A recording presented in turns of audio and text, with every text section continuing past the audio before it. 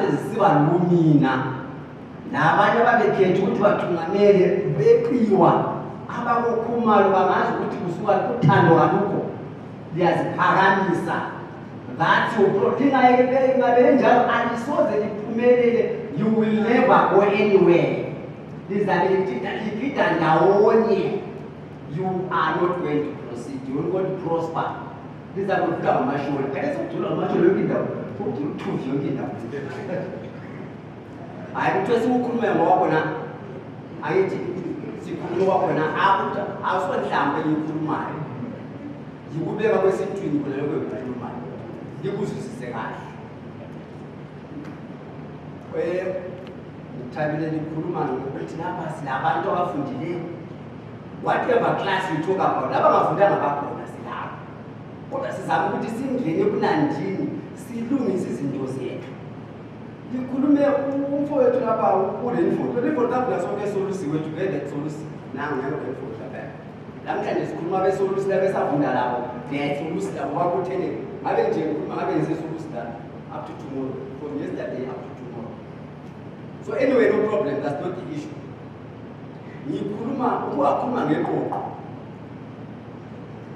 Leyo ngama-committees esiwenzayo thina ngithi siyawanika yini izimiso iqoqo lenza lokuqile lapha umntwana njengoba ngabe iqoqo libakhetha njani.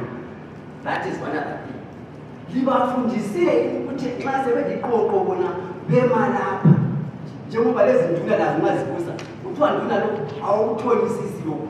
Nxa kuyimeda nduna awuthonisisi uyakuyekela kuya kube justice. Libafundisa abantu lingabokuthi qoqo besekhethenye bazakwenza i-duplication besenza into ezifanayo benjalo bengafundiswanga. Teach them.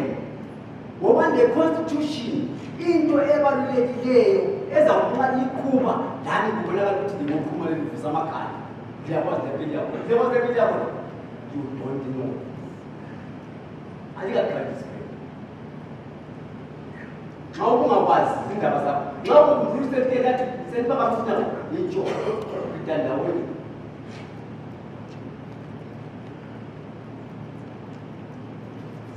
Sengiphethe.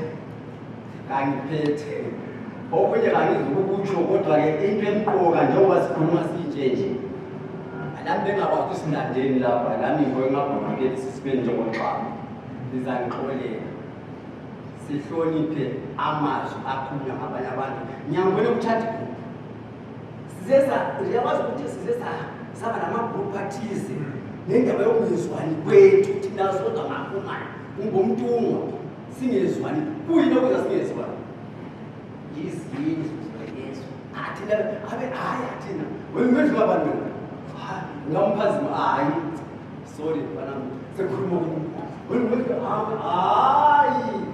umuphuma bambanani lilungise izinto zenu ziye phambili. Ngithemba ikho lokho engingakuthi abakuphuma ukuthi bakuphuma bambanani lingehlukani lingazivezi ngendlela ethi ziveza ngayo anisoze laphumelela amatshona azaleqa. Okunye mantungwa okwenza singahambisi siya phambili ukuthi uma singumhlangano yikho kusiba lama-structures. Ama-structures agoqela ubukhokheli.